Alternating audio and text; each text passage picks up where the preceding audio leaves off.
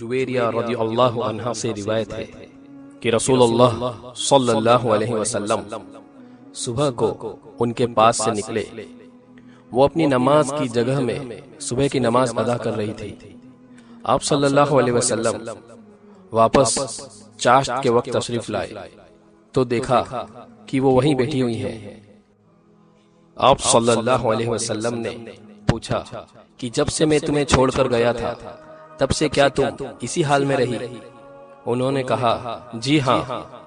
آپ صلی اللہ علیہ وسلم نے فرمایا میں نے تمہارے بعد 4 کلمے 3 بار پڑھے، اگر ان کلموں کا وزن ان کلموں کے ساتھ کیا جائے جو تم نے آج ابھی تک پڑھے ہیں تو یہی بھاری رہیں گے۔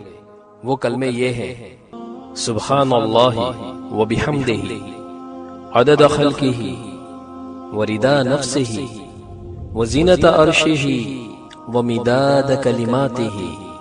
اللہ کی ذات پاک ہے اور اسی کے لیے حمد ہے، اس کی مخلوقات کی تعداد کے برابر اور اس کی خوشی کے برابر اور اس کے عرش کے وزن کے برابر اور اس کے کلمات کی سیاہی کے برابر۔